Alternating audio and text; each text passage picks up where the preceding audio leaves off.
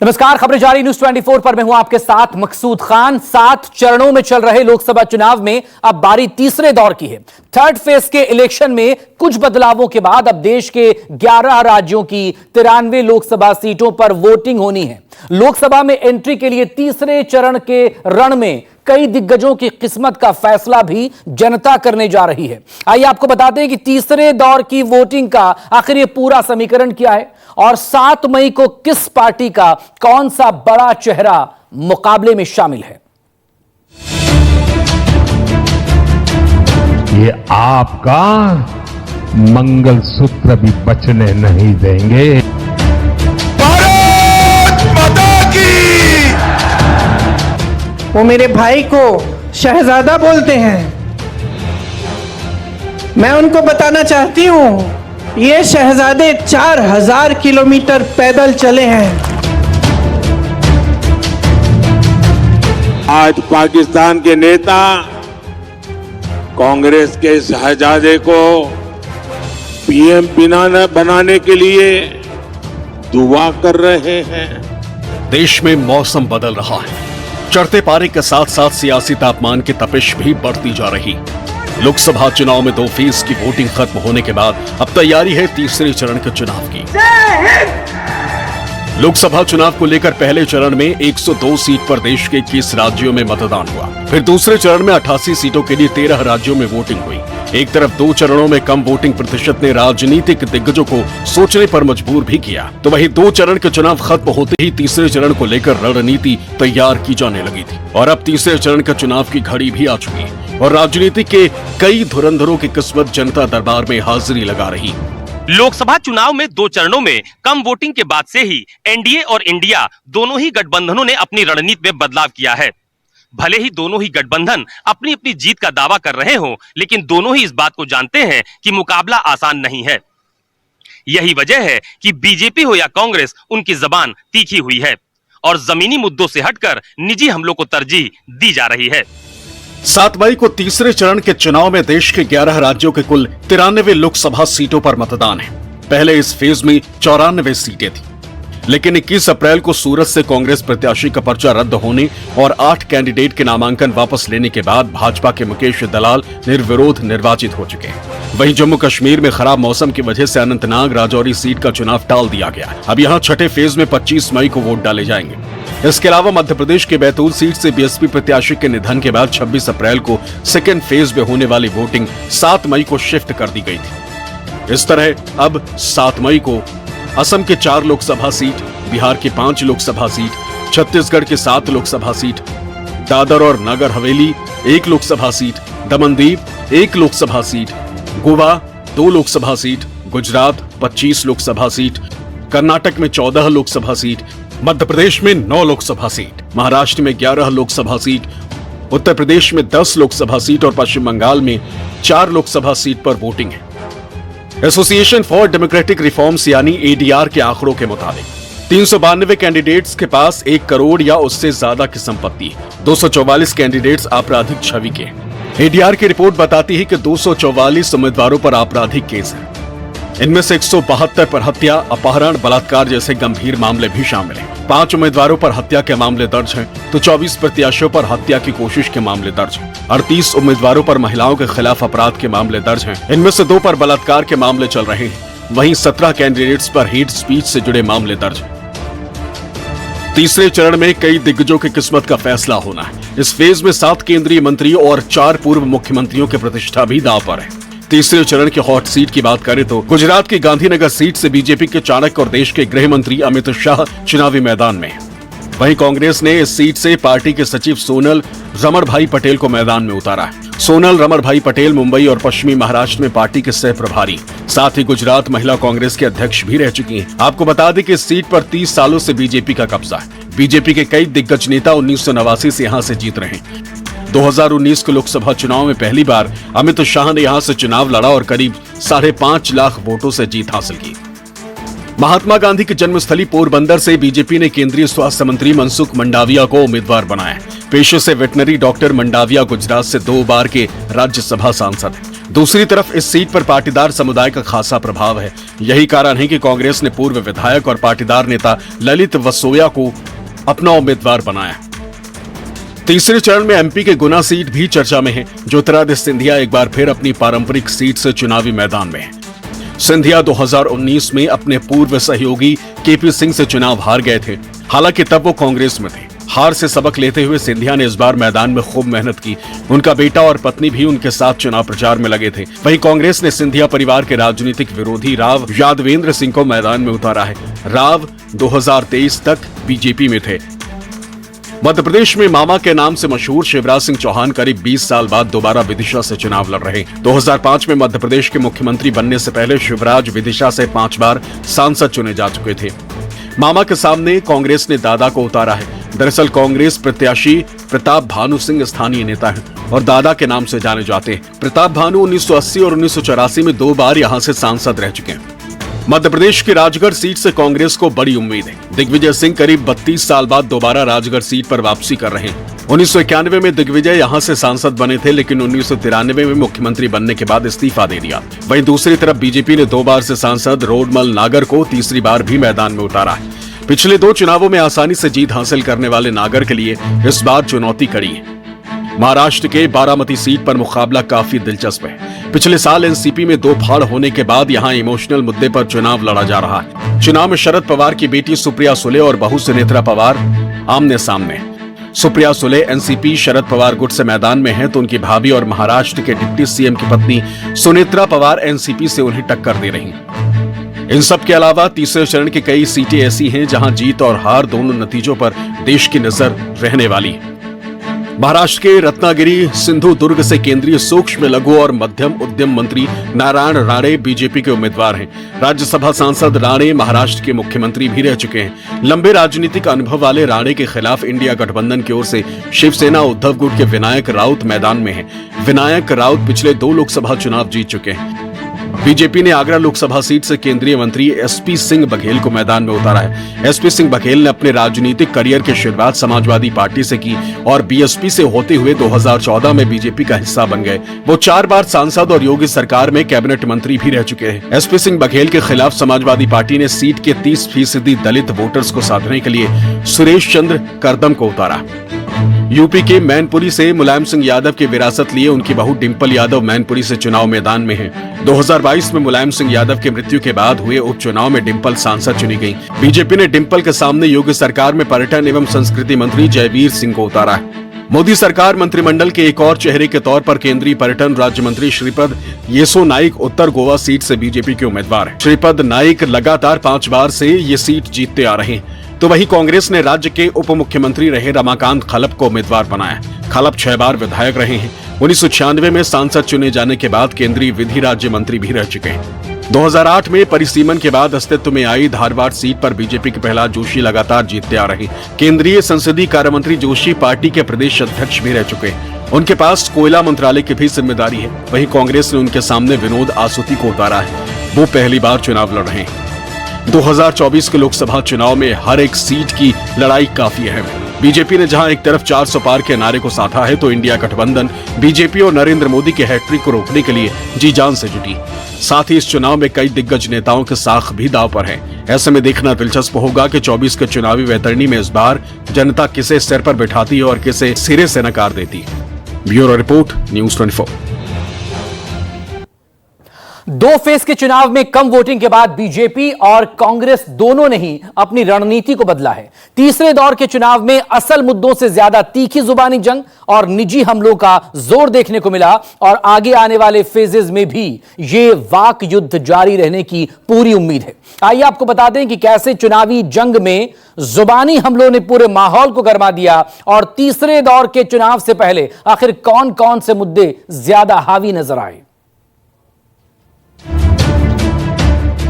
लोकसभा चुनाव जैसे जैसे अब आगे बढ़ रहा है, वैसे वैसे सियासी तपिश भी बढ़ती जा रही है। मोदी गारंटी के साथ 2024 के लोकसभा चुनाव मैदान में उतरी बीजेपी का सियासी एजेंडा 2 चरण के मतदान के बाद बदला हुआ नजर आ रहा है। कांग्रेस को देश की सत्ता से बेदखल हुए 10 साल हो गए और मोदी सरकार का दूसरा टर्म भी पूरा हो रहा है, लेकिन चुनाव प्रचार में पुरानी बातें फिर से गूंजने लगी।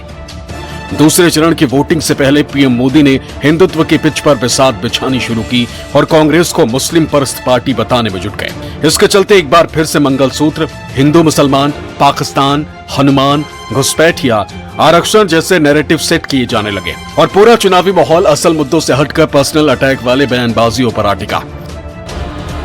2024 की राजनीति में इस वक्त सबसे ज्यादा चर्चा में है मंगलसूत्र। दरअसल कांग्रेस ने अपने चुनावी घोषणा पत्र में धन और आय के मामले में बढ़ती असमानता का समाधान करने का वादा किया है। राहुल गांधी के आर्थिक सर्वे की बात भी बयान बनकर सामने आई और कांग्रेस की इन्हीं बातों पर बीजेपी और पीएम मोदी जबरदस्त तरीके से हमलावर हो उठे। शब्दों की बाजीगरी इस हद तक पहुंची कि बीजेपी का इलेक्शन फेज बने नरेंद्र मोदी ने देश की महिलाओं के मंगलसूत्र को लेकर ही सवाल खड़े कर दिए। इनकी नजर कानून बदलकर हमारी माताओं बहनों की संपत्ति छीनने का भी खेल खेला जा रहा है। उनका मंगलसूत्र, उस पर उन लोगों की नजर है। पीएम मोदी ने कांग्रेस पर देश की महिलाओं के मंगलसूत्र तक छीन लेने की मंशा का आरोप लगाया, तो जवाब कांग्रेस की तरफ से भी आया। कांग्रेस महासचिव प्रियंका गांधी ने मंगलसूत्र पर करारा जवाब दिया और जवाब में प्रियंका गांधी ने मां सोनिया और दादी इंदिरा का जिक्र करके पूरे मुद्दे को और हमलावर बना दिया। 70 सालों से ये देश स्वतंत्र है। 55 सालों के लिए कांग्रेस की सरकार रही है। किसी ने आपसे सोना छीना, आपके मंगलसूत्र छीने। इंदिरा गांधी ने अपना सोना, जब जंग हुई थी, अपना सोना देश को दिया। मेरी मां का मंगलसूत्र इस देश को कुर्बान हुआ है। 2024 चुनाव में मंगलसूत्र के साथ साथ मुसलमान का मुद्दा भी छाया हुआ है। समान संपत्ति और समान अधिकार मामले पर पीएम मोदी ने कांग्रेस को कटघरे में खड़ा किया। पीएम मोदी ने मुस्लिम समाज में ज्यादा बच्चे पैदा करने को लेकर कटाक्ष किया। नरेंद्र मोदी के इस बयान पर कांग्रेस अध्यक्ष मल्लिकार्जुन खड़गे हमलावर हुए और पलटवार में अपने परिवार का भी जिक्र करके राजनीतिक अखाड़े की तपिश को गरमा दिया। पहले जब उनकी सरकार थी, उन्होंने कहा था कि देश की संपत्ति पर पहला अधिकार मुसलमानों का है। इसका मतलब ये संपत्ति इकट्ठी करके किसको बांटेंगे? जिनके ज्यादा बच्चे हैं उनको बांटेंगे। घुसपैठियों को बांटेंगे। क्या आपकी मेहनत की कमाई का पैसा घुसपैठियों को दिया जाएगा? अरे हमेशा गरीबों के बच्चे ज्यादा ही होते हैं, सिर्फ मुसलमानों के होते हैं। अब मेरे को 5 बच्चे हैं, दूसरों का मालूम नहीं मुझे। मैं अकेला था। मेरे बाप ने बोला तू अकेला संतान मेरे लिए है, क्योंकि तेरी माँ मर गई, तेरी बहन मर गई, तेरे चाचा मर गए, मेरा घर पूरा उजाड़ दिया, क्योंकि वो घर जला दिया गया एक जमाने में। वो क्यों जलाया मैं नहीं बोलता, लेकिन जल गया, सब लोग मर गए। मैं एक बचा, मेरे पिताजी जो खेत में काम करते वो 2 ही बचे। गरीबों के पास तो संतान होते ना, पैसे नहीं होते हैं। राम मंदिर प्राण प्रतिष्ठा में कांग्रेस के शामिल नहीं होने पर प्रधानमंत्री ने सवाल उठाया और सनातन को लेकर भी विपक्ष को घेरा। हनुमान जयंती के मौके पर उन्होंने हनुमान चालीसा का जिक्र कर विपक्षी पार्टी खासकर कांग्रेस पर करारा अटैक किया। इतना ही नहीं, कर्नाटक में कथित तौर पर हनुमान चालीसा बजाने पर एक दुकानदार के ऊपर हमले का जिक्र करते हुए कहा कि कांग्रेस सरकार में हनुमान चालीसा सुनना अपराध हो गया। हिंदुत्व के मुद्दे पर भी बीजेपी मुखर और हमलावर नजर आ रही। कुछ दिन पहले वहां एक छोटा दुकानदार, उसको सिर्फ इसलिए बुरी तरह से पीटा गया, लहूलुहान कर दिया गया, क्योंकि वो अपनी दुकान में बैठे बैठे हनुमान चालीसा सुन रहा था। ये कांग्रेस की कर्नाटका की सरकार का काम देखिए। आप कल्पना कर सकते हैं कांग्रेस के राज में हनुमान चालीसा सुनना भी गुनाह हो जाता है। जो जितना प्रखर राष्ट्रभक्त होगा उतना ही प्रखर राम भक्त होगा, और जो जितना राम विरोधी होगा उतना वह राष्ट्र विरोधी होगा। कांग्रेस का यह आचरण जो उसके द्वारा लगातार राम भक्तों का अपमान करके हमारे सनातन राष्ट्र का भी अपमान कर रहे हैं। कांग्रेस के डीएनए में रामद्रोह है। सियासी बिसात में बयानों के बार चल रहे हैं, हार को जीत में बदलने वाले दांव चले जा रहे हैं। उत्तर से दक्षिण, पूर्व से पश्चिम, पूरा देश लोकतंत्र के सबसे बड़े महासमर के रंग में रंगा हुआ नजर आ रहा है। और चुनाव के दंगल में शहजादे और शहंशाह की एंट्री से इलेक्शन को मिल गया है नया एंगल। जाके पांव न फटे बिवाई, जाके पांव न फटे बिवाई, सो क्या जाने पीर पराई। कांग्रेस के शाहजादे की हालत वही है। वो तो गर्व से कहते हैं कि उनके घर में कई प्रधानमंत्री थे, खुद चांदी के चम्मच से खाते रहे, गरीब की, दलित आदिवासी की झोपड़ी में फोटो खिंचवाते रहे, लेकिन गरीब के लिए कुछ नहीं किया। वो मेरे भाई को शहजादा बोलते हैं। मैं उनको बताना चाहती हूं, ये शहजादे 4000 किलोमीटर पैदल चले हैं। कन्याकुमारी से कश्मीर तक आपकी समस्याओं को सुनने के लिए चले हैं। महंगाई से आप दब चुके हो, ये मोदी जी नहीं जान सकते, क्योंकि मोदी जी अब अपने महल में बंद हैं, सत्ता से घिरे हुए हैं। उनके आसपास जितने भी लोग हैं उनसे डरते हैं। पहले 2 चरणों के मतदान के बाद अब सियासी तापमान 7वें आसमान पर है। चुनाव का मीटर इतना हाई हो चुका है कि बयानों का मानो ऐसा तूफान आया है कि मानो हर एक नेता इस वक्त शब्दों के फायरिंग मोड में नजर आ रहा है। और 24 के इस कुरुक्षेत्र में सबसे बड़े खिलाड़ी हैं प्रधानमंत्री नरेंद्र मोदी, जो अपने बयानों के बाण से इस चुनाव में हर दिन एक नई लकीर, नया अध्याय लिख रहे हैं। कांग्रेस के समय क्या हाल था, यहां बम फूटते थे, आतंकवादी गोलियां चलाते थे, निर्दोषों को मौत के घाट उतारते थे, और दिल्ली की सरकार पाकिस्तान को लव लेटर भेजती थी, लव लेटर।